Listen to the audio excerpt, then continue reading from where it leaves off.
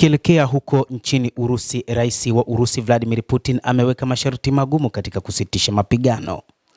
Taarifa kutoka ikulu ya Marekani kuhusu mazungumzo ya Trump na Putin inaonyesha kuwa amekataa ombi la kusitisha mapigano haraka ya ardhini, angani na baharini. Badala yake, Putin amekubali kusimamisha mashambulizi ya makombora ya masafa marefu kwenye miundombinu ya nishati ya Ukraine.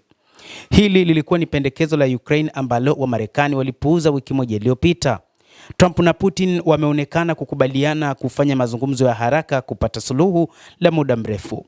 Taarifa ya Urusi inasema Putin alimwambia Trump sharti muhimu la kuzuia kuongezeka kwa mzozo linapaswa kuwa kukomesha kabisa misaada ya kijeshi ya kigeni na kushirikishana taarifa za kijasusi na Ukraine. Putin pia alizungumzia kuhusu hitaji la kukomesha usajili wa wanajeshi kwa kulazimishwa nchini Ukraine na upangaji upya wa vikosi vya wanajeshi wa Ukraine. Makubaliano yote yanapaswa kuwa magumu, thabiti na ya muda mrefu, na lazima yazingatie hitaji kamili la kuondoa sababu kuu za mgogoro, taarifa hiyo ilisema. Pia Putin alisema lazima izingatie madai halali ya Urusi. Hata hivyo, madai hayo ni pamoja na kuhakikisha kwamba Ukraine haiwi sehemu katika NATO ama Umoja wa Ulaya. Hata hivyo, kwa upande wake Rais wa Marekani Donald Trump, wakati anazungumza na waandishi wa habari kuhusu simu yake na Rais wa Urusi Vladimir Putin, ameelezea namna ambavyo Rais wa Urusi Vladimir Putin anavyotaka kusaidia Mashariki ya Kati. Trump amezungumza mazungumzo yaliyofanyika awali na Rais Putin na kusema kuwa anataka kusaidia Mashariki ya Kati, akifafanua kuwa mazungumzo yake ya simu na Putin wakati akijibu maswali kutoka kwa waandishi wa habari. Alisema, tulikuwa tunazungumzia kuhusu Ukraine ambayo imekumbwa na mapigano yasiyoisha. Kuna chuki kubwa kati ya Putin na Zelensky na inaonekana hawawezi kupatana, lakini nadhani ilikuwa ni wito mzuri juu ya mada hii.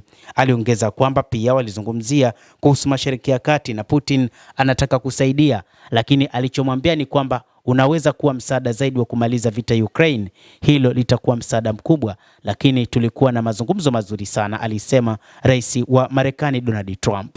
Siku ya Jumatatu, Putin alimpongeza Mujtaba Khamenei kwa kuwa kiongozi mkuu mpya wa Iran na akathibitisha tena uungaji mkono wa Moscow kwa Tehran, kulingana na ujumbe uliochapishwa kwenye tovuti ya Urusi.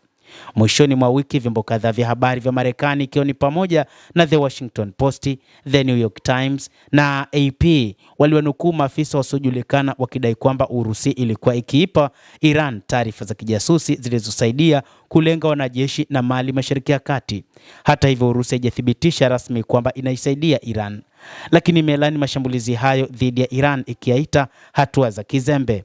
Kinadharia kuisaidia Iran kushambulia maeneo ya kimkakati ya Marekani kunaweza kuathiri uhusiano wa Urusi na utawala wa Trump.